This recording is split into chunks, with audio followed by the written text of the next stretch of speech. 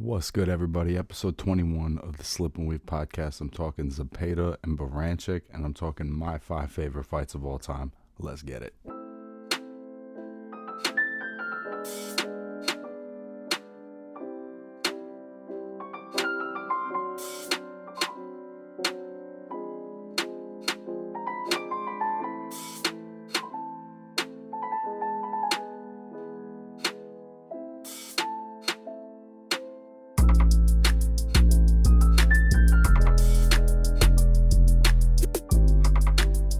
Dude, this fight this weekend was out of a movie. If you don't know what I'm talking about Jose Zepeda and Ivan Baranchyk. 240 pounders who last Saturday night, these two boys put their fucking hearts and bodies on the line, man. And before I get into anything any further, the fight ended with Zepeda knocking Baranchyk out in brutal fashion. And I just want to say that I hope that Ivan Baranchyk is okay, that he's healthy, that he's well, because he's a true warrior in every sense of the word. And it's very rare that you see a fight end that way, that quickly, when there's that level of back and forth. And the leather these two guys were swapping, it could have been either of them at any moment. And, Zepeda just figured out a couple of things a little quicker. And it was an impressive and shocking ending to a shocking fight, really. So, going to get into that. Before I do, though, there was a really fun heavyweight fight on this undercard on ESPN+. We're back in the bubble, by the way. Tim Bradley's now at ringside, so him and Bernardo are calling the fight from ringside, or at least ring near, maybe not ringside, but ring near. And this heavyweight fight was between a guy named Kingsley Ibeh, who's now 5-1-1 with 4 knockouts, getting a draw with Guido Vianello, 7-0-1 with 7 knockouts. Ibeh's an interesting story. He came to boxing very late. He's only been boxing for 14 months. Vianello's sort of the, exact opposite of that. He's an Olympian, extensive amateur background, very standard sort of textbook technique. And Ibeh there's nothing textbook about Ibeh at all. He's very awkward. He's actually surprisingly hard to hit.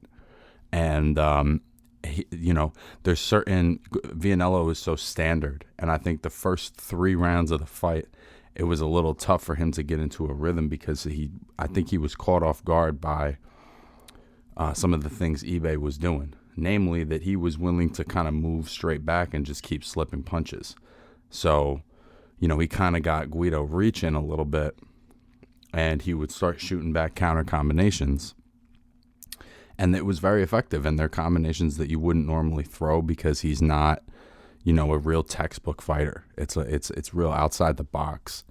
And, Guido would try to get on the inside the first couple of rounds, and every time he would throw from a little too close, and Ibeh would let 3 or 4 hard ones go. And obviously he hits very hard because Vianello's face just started to fall apart, and by the third round, the end of the third round, he had a massive cut that covered his entire eyelid. There was multiple spots on his face that had turned completely purple. And although he took all of the punches well, he never looked like he was actually hurt or buzzed or anything. It was the kind of fight that it was really brutal. Now in the 4th round, he did start figuring some things out. He started landing that left hook a little more. He stopped staying in the pocket so long. Ibeh still had some good spots, but it was the first round where Vianello sort of established what he wanted to do as far as keeping the fight a little longer and trying not to stay for the return fire. The last rounds 5 and 6, it was only a 6-round fight because these guys are so inexperienced. But rounds 5 and 6, I think Vianello came on really strong, actually, and by the end of the fight was landing hard combinations. You could see Ibeh was very out of breath. You could see that he was sort of exclusively on the back foot. He wasn't looking to plant and fire back anymore. and Guido started getting downhill a little bit, and his combinations were really nice. So the fight wound up being a draw. I think ultimately how you feel about this fight depends on how you feel about the fourth round, because I think it's pretty clear that Ibeh wins the first three and that Vianello clearly wins the last two, and the fourth round being very close. So if you see it going Ibeh's way, you see Ibeh winning in decision. If you see it going Vianello's way, you see a draw. So that's really the round that determines the verdict of the fight, and ultimately I think did determine the verdict of the fight. This was a really great fight. I don't know where these two guys stand in the heavyweight landscape, but they're two good young guys. I think what would be really smart is to get them in a rematch as soon as possible. It was fucking really entertaining. They obviously, their styles mix well, and they're at a similar skill level. So I think particularly with the bubble being in place, certain fights being difficult to make, this is an easy rematch in my opinion. It's a no-brainer. And there were some other fights in this card as well, but I kind of want to just get right into it, man. This Zepeda Baranchyk fight was truly one of the most brutal and back and forth fights I've seen in a long time, man. This is one of those, if you haven't seen it, you gotta see this one. There's no maybe. This is the best fight of the year, if not the best fight of a couple of years. And there's a brutality that boxing can show sometimes, and this fight showed every side of that. And there's a beauty that boxing can have, and this fight showed every side of that. Two guys that want to get up, they want to win, they want to keep pushing forward, and it was just a really special event, man.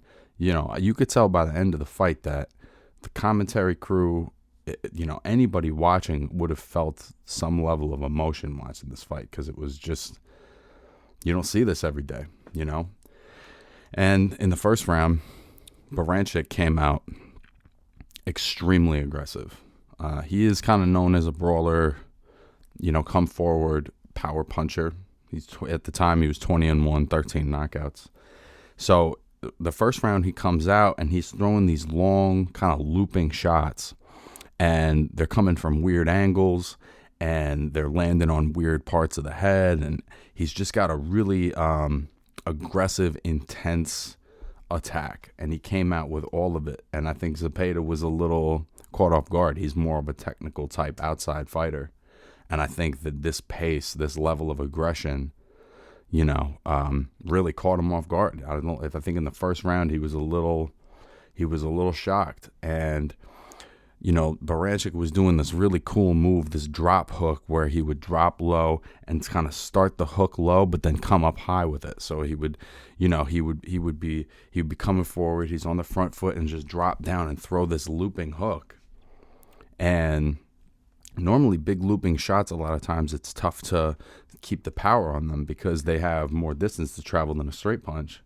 But this guy keeps the power on him because I think he's just he's a free thrower. He puts his full body into the weight of every single shot. So he drops Zepeda twice in this first round. And it's maybe looking like Baranchyk is going to have his way a little bit. And then the second round starts. And he comes out swinging a little too hard. And Zepeda gets literally under and around him and lands a hard combination and drops him. Now, Kenny Bayless didn't call it a knockdown, but I see it as a knockdown, even though it's not officially a knockdown. There's no reason it shouldn't be other than he just didn't see that the punches landed, and I guess he thought Baranchyk slipped or something. But the second round after that, Zepeda starts establishing some respect, man. He starts, getting a little bit of a jab working, a little bit more of his distance. And, Baranchyk comes in with another big looping shot. Zepeda steps back and he lands a 6-3-2, which is the back uppercut and then the front hook and then the back with a straight, and puts Baranchyk down hard. And you could see Baranchyk was buzzed. His legs are fucked up. His eyes are a little cloudy. And I think Zepeda was thinking, this is my moment. I got to go get him now. So he steps to him and he's throwing combinations and he's throwing really hard shots, and he gets too aggressive. And Baranchyk's right there ready for him and drops him. As he's sitting on the ropes, he drops Zepeda. So now the knockdown count is 3-1, and you got two guys with fucked up legs. And that round ends. And, it was just very obvious at the end of the second round that this is not going to be Baranchyk walking through Zepeda, because Zepeda's got the power to put Baranchyk on his ass in maybe a more meaningful way than Baranchyk is doing to Zepeda. So the third round, Zepeda really starts getting his jab and his long left hand going, and he's starting to, put medium power shots together. Nice quick combinations. He's limiting the return on the big looping shots, and he drops him with like a little, it's almost like a hook uppercut, but he does 3 counter left hands in a row from the southpaw stance and puts Baranchyk down again. And you could tell he was hurt, man. Every time he's putting Baranchyk down, it's really hurting him. And you could see that Zepeda's got kind of the more concussive one punch power, and Baranchyk has sort of that thudding, like physically move you power where, when he hits you in the shoulder or whatever, like he moves you, but it's not necessarily the same kind of power. And round 4 becomes, a complete war, and these guys are throwing and they're trading and they're hitting each other with absolute bombs that would put most people out. And they're doing it smart. They're in the inside. They're in the pocket. They're using good defense a lot of the time, particularly Zepeda. And Zepeda, counters with a left uppercut again and drops Baranchyk again, being too aggressive. And now the knockdown count is even. And it's starting to look like, Zepeda's power is a little too much for Baranchyk. That maybe, Barancyk's style is just to be aggressive, just to come forward. And he leaves himself too vulnerable to a good counterpuncher like Zepeda. So, again, round 5, Baranchyk comes out and he's extremely aggressive again. And he's coming at him hard the whole round. He's on the front foot, swinging with everything he has. And there's about a minute left in the 5th round, and he hits Zepeda with an overhand right that would put anybody else out. Anybody else. Gets him clean with it. Zepeda falls into the ropes. Bayless calls it a knockdown. You could see Zepeda is like, he's focused, but there's no way he wasn't a little bit buzzed from the shot. And again, Baranchyk comes in overly aggressive. Zepeda steps back and lands a 3-2, the right hook, left hand, and puts Baranchyk to sleep. Slept. The guy was out on impact. And it was so sudden. It was so fucking sudden. I cannot say that enough. Like, obviously all the knockdowns were sudden, but they were both popping right back up. Like, yeah, let's go. And there was something about how these two landed. They were right on the button. Baranchyk was completely on the front foot, trying to get on the inside. And Zepeda just timed it perfectly. He really did just time it perfectly. And that's kind of the risk with those fights, right? Where it's a real firefight like that. It could be either guy that gets put out at any second when there's bombs landing like that. It reminded me of fights like, James Kirkland and Alfredo Angulo. If you saw that fight where they're trading knockdowns and they're trading big punches, and eventually Kirkland gets to Angulo, or, Miguel Cotto and Ricardo Torres. It was, the first time Cotto gets put down, he's getting rocked. Torres goes down, and they're just back and forth and back and forth. Those fights are real gut checks, and for both guys. And I think by the time they're over, we as fans know that they're both true warriors. You know what I mean? We know that. And, for Zepeda, a win like this, it's like you can overcome anything after that. After you go through that and you come out on top, like, there's nothing in the ring that's ever going to get to his head again. I get the sense from the commentary that maybe Zepeda has a little bit of a confidence issue. Maybe I'm interpreting that wrong, but it seems like maybe has a second guessing himself, that he goes through. This fight should kill that. This fight should kill that, because if he can get through that and get up 4 times from a hard puncher that's really strong junior welterweight, like the most muscular junior welterweight I've ever seen, he can go through anything, man. Like, and same goes for Baranchyk, to be honest with you. The only thing I worry about with Baranchyk is that a knockout like that, there's always the chance that you leave something in the ring that night, that you can't get back, that there's a piece of you as a fighter that's gone after that. And that's very possible. It was a brutal knockout. It was a sudden knockout. Hopefully it doesn't take too much away from him long term, because the fight was only 5 rounds. But you just never know, and that's why you got to fucking appreciate these guys and make sure they get the fucking roses while they can smell them, because they put their lives on the line, always. Every single time you get in that ring, you're putting your fucking life on the line. And, we as fans, we got to fucking respect it, man. So this was a really special fight. I can't say that enough. If you haven't watched it, you really need to go back and take a look, because there may not be another fight like this for a little bit.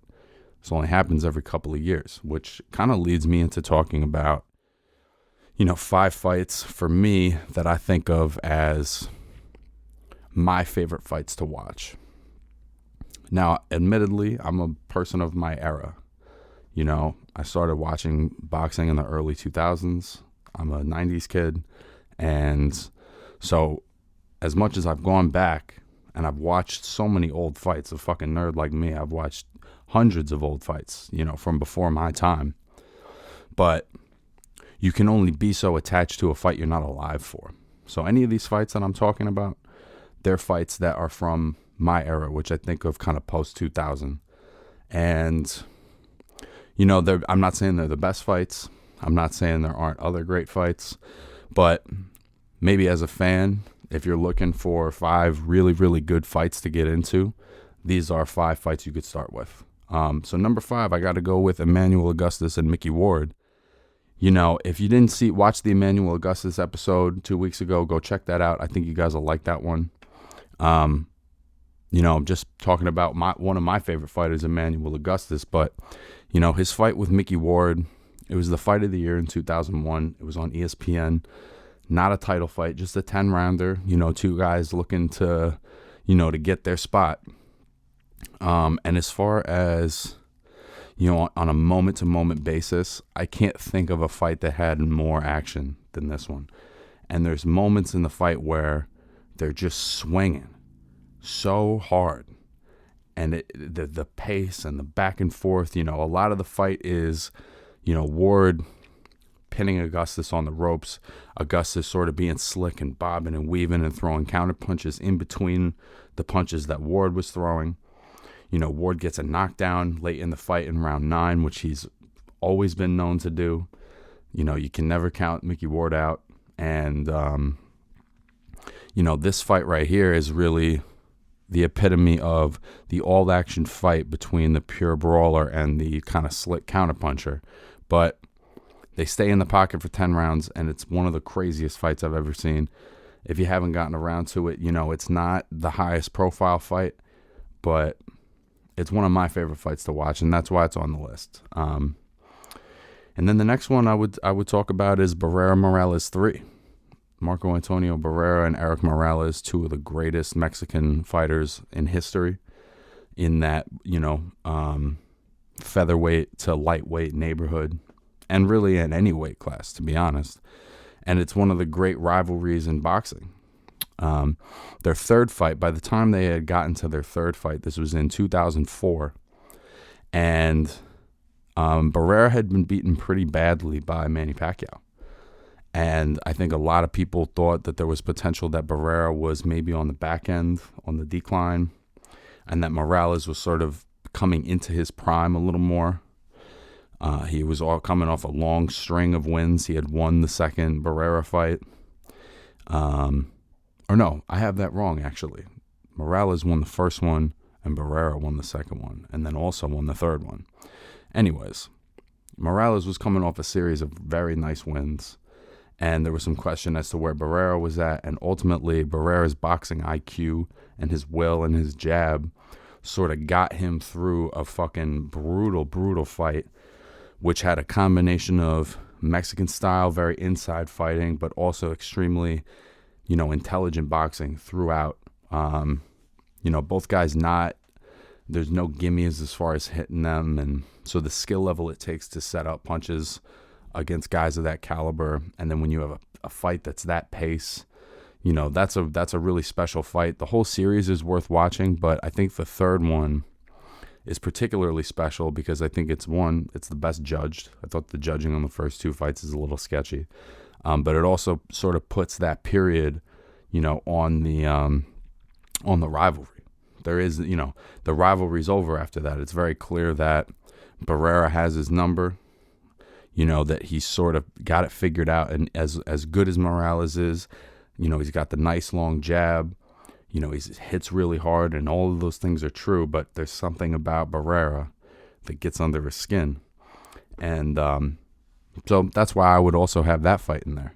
My third pick, and this is a little obscure, but my third pick would be Arislandi Lara and Jarrett Hurd, which was only a couple of years ago. It was April of 2018. And I put this fight in there because I've seen it a couple of times, and it always sticks out to me as two guys that could not have more contrasting styles, that for whatever reason, when they got in the ring with each other, those styles mixed really well.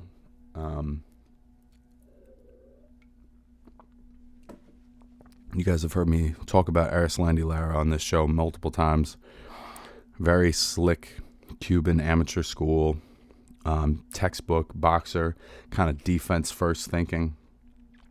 And Hurd is, for the most part, a very much come forward pressure fighter who has some defense on the way in, but a lot of times, even in fights he wins, he takes a lot of punishment, just to get his, and it'll take 4 or 5 rounds of some relentless pressure to build up for him to really get going downhill and landing combinations. And so he's a very tough out. But I think that, probably the thinking going into this fight was that, Lara would be kind of one step up and he would be able to outbox Hurd. That was sort of my thinking. And ultimately that turned out not to be true. As if you haven't seen the fight, Hurd won a split decision, ultimately, 1 point deciding the fight, 2 having it 114, 113 for Hurd, 1 having it the other way for Lara. And it was a tremendous fight. Early on, Lara was boxing really well, and he was using his feet, he was on the move, but as the fight progressed, I think he realized that if I keep moving like this and I don't give this guy some reason to stop coming forward, he's just going to keep coming forward. And his endurance, his ability to take punishment, at some point it's going to catch up to me. So I think early in the fight, Lara made the decision to try to stand there and get Hurd's respect to a certain extent. And so by the middle of the fight, they're trading. And by the end of the fight, I think Lara's kind of holding on. And Hurd drops him in the last round. He's got a cut on his eye that's bleeding, and Hurd's coming on really strong. And even though Lara keeps throwing beautiful counter punches and catching Hurd clean, it's obvious that Hurd is so much bigger and stronger, and the power difference. And ultimately, the knockdown is what decided the fight. And it would have been a draw otherwise. So this is not, one of the most notable fights, or even, for the most part, I don't think most people would say it was a legendary fight, but it's a fight that always stuck out in my mind because it's highly entertaining, and it's two very, very contrasting styles that are not similar to each other at all. You usually have to have, two very aggressive fighters to get a fight like that. But I think Hurd's pressure made it so that Lara had no choice. He had to get some respect. He had to stand there and kind of take it from him. I'm wondering if he would change that approach with another chance. But, ultimately what it wound up being was an extremely entertaining fight. Tremendous to watch. These last two are probably a little more predictable. But But the second one, I would have to say, is Corrales and Castillo 1. You know, Jose Luis Castillo and Diego Corrales, two of the best lightweights of their era for sure. You know, and when these guys fought, you know, there was, I think, some thinking that Castillo was going to be just like kind of one level up. And the fight is completely back and forth, phone booth, toe to toe, you know, gloves up high, catch and shoot for 10 rounds. And then in the 10th round, you know, Castillo drops Corrales twice, and he's spitting his mouthpiece out, and Tony Weeks takes a point away, you know, from Corrales for spitting his mouthpiece out. And I remember that moment where Joe Goosen says to him, he's like, look, you got to do something, Diego. You got to put him on his ass. He puts the mouthpiece back in, and Corrales comes out. He's throwing a little something, and then he throws a little something more, and then he throws something real, and you could see that Castillo is hurt, like that he's hurt. And Corrales just sort of walks forward and takes it from him, and he just sort of throws a combination until Castillo's out. Tony Weeks jumps in the middle, and the fight's over. And, you know, to me, this is one of the greatest fights of all time, not just because of the action, but because of the ending. Just like in Zepeda Baranchyk, you know, Castillo really had Corrales out. And it took a special person to have the will to put those combinations together and to clear your head and to, you know what I'm saying? So to me, that's a very, very special fight. And, you know, the rematch was a little less historically significant, but if you haven't seen that Castillo Corrales 1 fight, that's one you got to go back and watch. And then maybe predictably, you know, my favorite fight to watch of all time is Gatti Ward 1. And, you know, there's a lot of reasons for that. There's the context of the time and whatever, but there's also round 9 of that fight, which I think is one of the most special rounds of boxing you'll ever see, where Mickey drops Gatti with the left hook to the body. You know, Gotti's grimacing, you know, he's in pain, and, you know, he gets up, and Ward pounces right on him, and he's just trying to get that left hook to the body in again. And eventually Arturo kind of gathers himself, starts throwing little combinations back, and before you know it, he's winging hard shots, and he has Mickey Ward pinned on the ropes, and he's just letting him fly. And the rest of the round is, you know, a back and forth.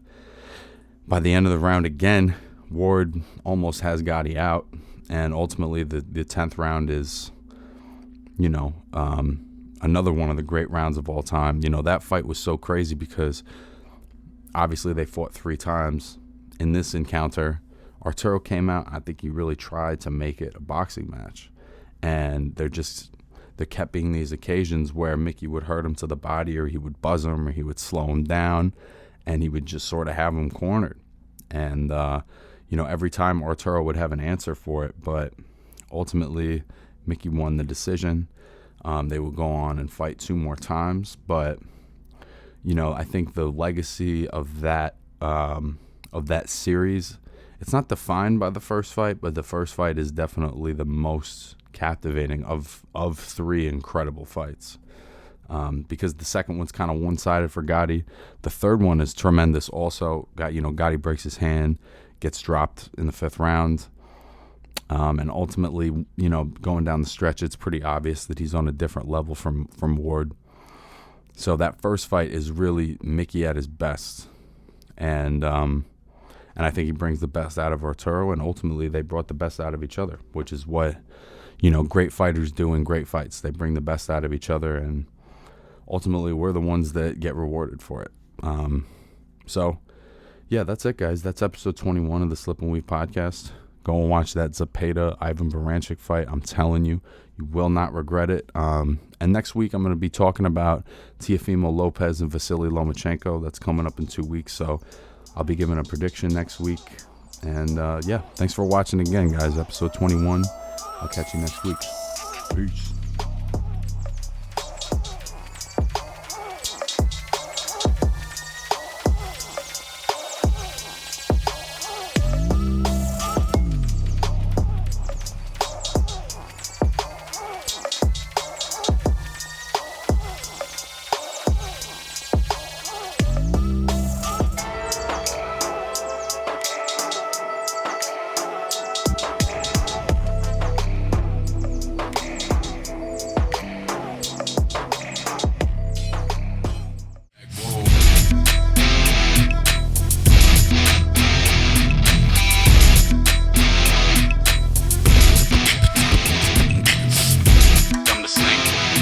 Tama.